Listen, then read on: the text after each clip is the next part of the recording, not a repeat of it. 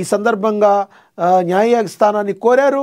Petition విచారణ స్వీకరించిన న్యాయస్థానం 2021 ఐటీ చట్టం ప్రకారం సదరు ఖాతాలపై విచారణ జరిపి 3 రోజుల్లో సోషల్ మీడియా సంస్థలను ఆదేశించింది. తదుపరి విచారణను డిసెంబర్ 22కి అయితే వాయిదా వేసింది. 100% దీన్ని అయితే సీరియస్గానే తీసుకుంటారు. మరి ఇక్కడి నుంచైనా ఏమన్నా అలా పెట్టాలనుకునే వాళ్ళు మేము కూడా అదేవిధంగా మరి ముందుకెళ్తాం అనుకునే వాళ్ళు ఎవరైనా కూడా తస్మాత్ జాగ్రత్త. ఇది మాత్రం 100% మీరు శిక్షార్హులైతే అవుతారు.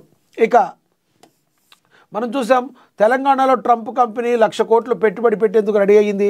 తెలంగాణ రైజింగ్ గ్లోబల్ సమ్మిట్ సోమవారం ఘనంగా ప్రారంభమైంది. ఈ సదస్సుకు ఏకంగా 44 దేశాల నుంచి 154 మంది మంత్రులు ప్రతినిధులు 154 మంది ప్రతినిధులు హాజరయ్యారు.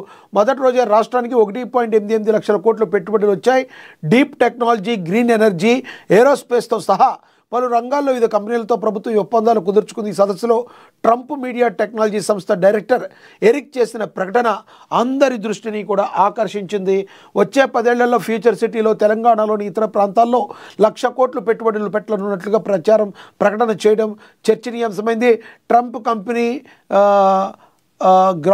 బ్యాక్గ్రౌండ్ ఇది అని Trump media and technology group corporation America అధ్యక్షుడు ట్రంప్ రివోకబుల్ ట్రస్ట్కు 52% షేర్ ఉంది. ఈ ట్రస్ట్ కింద మరికొన్ని సంస్థలు కూడా ఉన్నాయి. ఫ్లోరిడాలో ఉన్న సరోసోటాలో ఈ కంపెనీలో ప్రధాన కార్యాలయం ఉందని, అక్కడి నుంచి ఇది కార్యకలాపాలు నిర్వహిస్తుందని, అంతేకాదు ట్రంప్ తరచుగా పోస్టులు పెట్టే ట్రూత్ సోషల్ ప్లాట్ఫామ్ను కూడా ఈ కంపెనీయే ఆపరేట్ చేస్తుందని చెప్పారు. అయితే ఈ ట్రంప్ మీడియా టెక్నాలజీ గ్రూప్ 2021లో స్థాపించారు. ఈ ఏడాది జనవరి 6న అమెరికా క్యాపిటల్ వద్ద జరిగిన అల్లర్ల తర్వాత ట్రంప్ను ఎక్స్ ఇతర సోషల్ మీడియా ప్లాట్ఫామ్ నుంచి నిషేధించిన సంగతి అయితే తెలిసిందే. ఈ నేపథ్యంలో తమ మద్దతుదారులతో సంభాషించేందుకే మరి ట్రంప్ తన సొంత వేదిక అవసరాన్ని గుర్తించారు. ట్రంప్ మీడియా అండ్ టెక్నాలజీ గ్రూప్ను ఏర్పాటు చేశారు.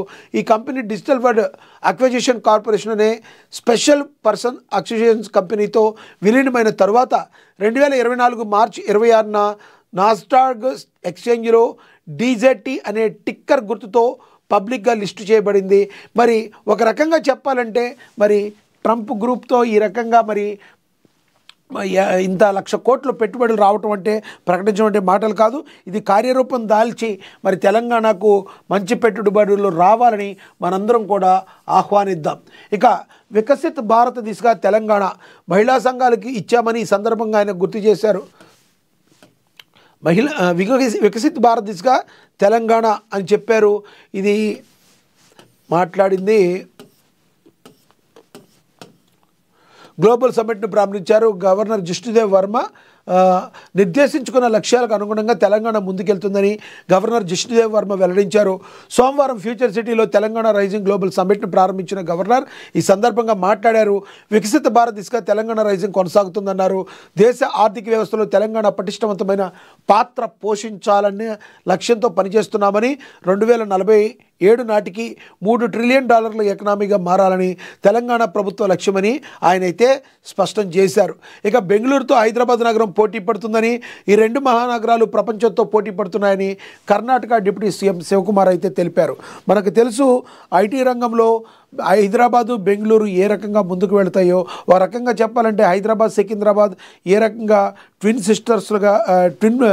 సిటీస్గా ఏ రకంగా ఉంటాయో, అదేవిధంగా మరి బెంగళూరు హైదరాబాద్ బెంగళూరు రెండూ కూడా మరి ఐటీ రంగంలో ఆ రకంగా ముందుకు వెళుతూ ఉంటాయి. ఎవరైనా ఐటీ రంగంలో ముందుకు వెళ్ళాలంటే ముందుగా మనం ఎంచుకునేది హైదరాబాద్ని ఎంచుకుంటారు, తర్వాత బెంగళూరునే ఎంచుకుంటారు. ఎందుకంటే అక్కడ కూడా ఐటీ రంగం ఆ అభివృద్ధికి బాటలు వేస్తుంది. ఈ రెండు కూడా చాలా బాగా ఐటీ రంగంలో అభివృద్ధి చెంది ఇంకా అభివృద్ధి చెందే దిశగా ముందుకు వెళుతున్నాయని మరి డీకే శివకుమార్ అయితే చెప్పారు, కర్ణాటక డిప్యూటీ సీఎం. ఇక వందే మాతరం